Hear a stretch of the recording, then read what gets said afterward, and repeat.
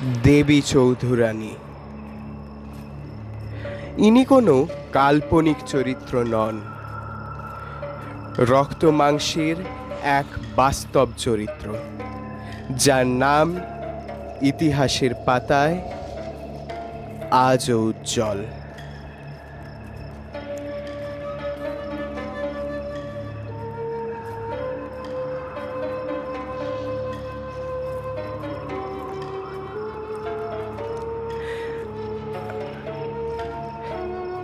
আজ আমরা চলে এসেছি তেমনই এক ঐতিহাসিক স্থানে, ভবানী পাঠকের কালী মন্দির। হ্যাঁ, ঠিকই ধরেছেন, ডাকাত সর্দার ভবানী পাঠক।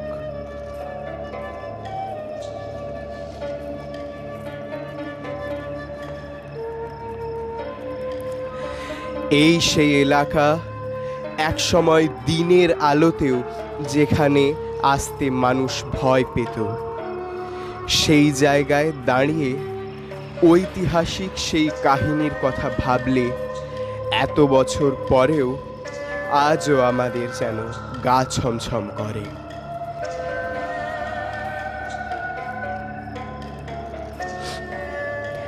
কয়েকশো বছর পুরনো কিছু গাছ আজও সেই ঐতিহাসিক কাহিনীর সাক্ষী হয়ে মাথা উঁচু করে দাঁড়িয়ে রয়েছে এখানে। বর্ধমান জেলার দুর্গাপুর শহরে সিটি সেন্টারের অম্বুজা আবাসনের ভেতরে অবস্থিত ভবানী পাঠকের সেই ঐতিহাসিক কালী মন্দির, এক সময় যেখানে পুজো অর্পণ করেই ডাকাত দল ডাকাতি করতে বেরোতো।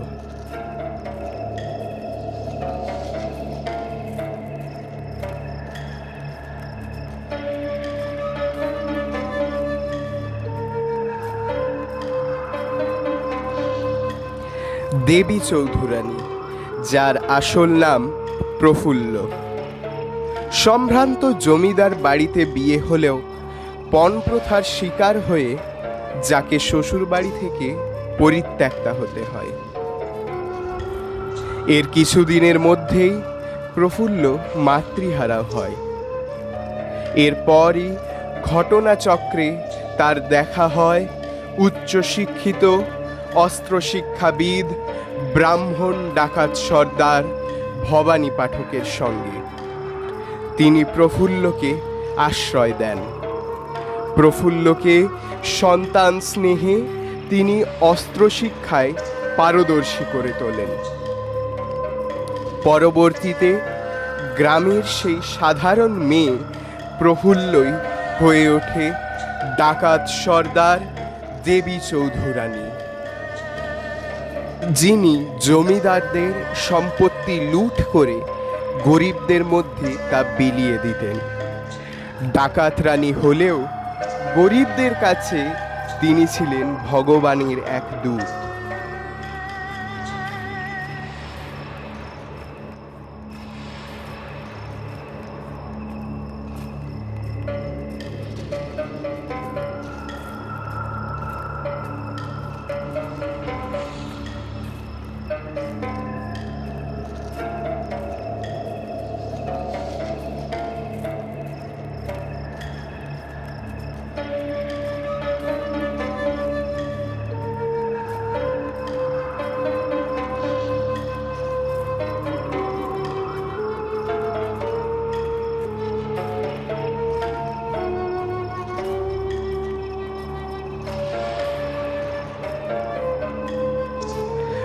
প্রায় 200 বছরেরও বেশি পুরনো মায়ের এই মূর্তি আজও যেখানে নিত্য পূজা হয়।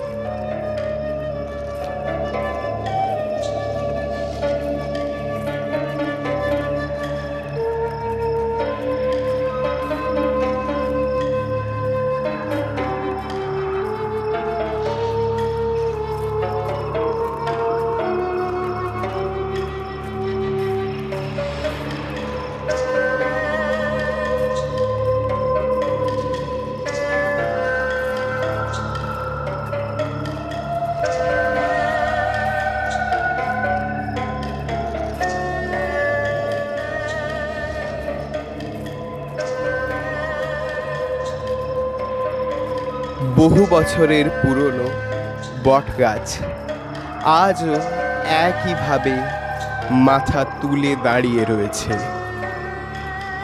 যার এক পাশে মায়ের মন্দির, আরেক পাশে সেই ইছাই সরোবর।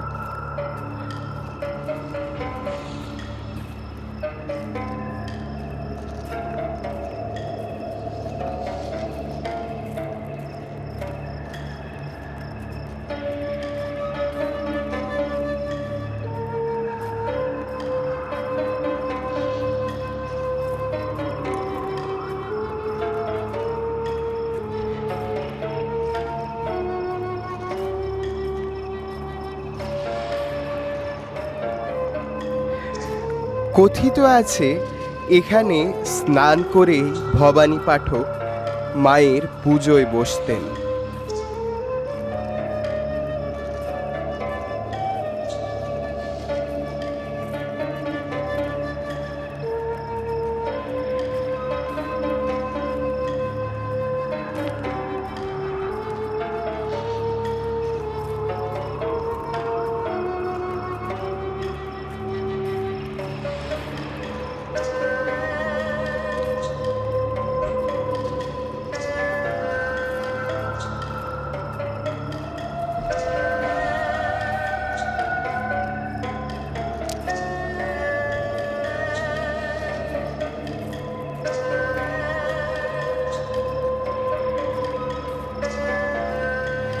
চলে এসেছি সেই ঐতিহাসিক সুড়ঙ্গের সামনে, যেখান দিয়ে ভবানী পাঠক, দেবী চৌধুরানী আর ডাকাতেরা ডাকাতির সময় গোপন আশ্রয়ে যাওয়া আসা করতেন।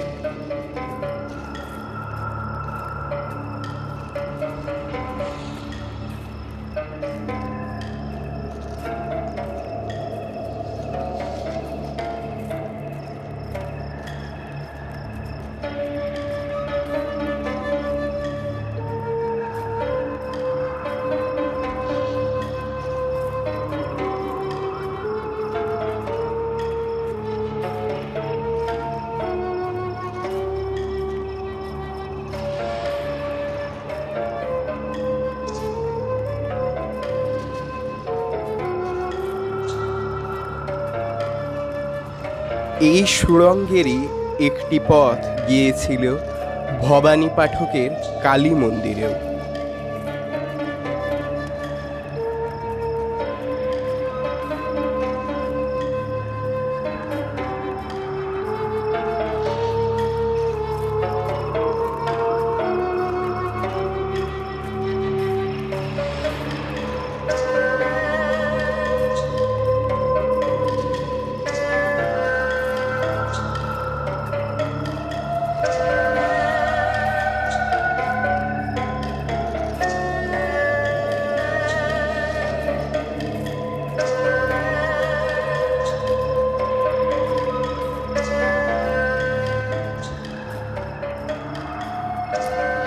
আজকের মতো এখানেই শেষ করছি।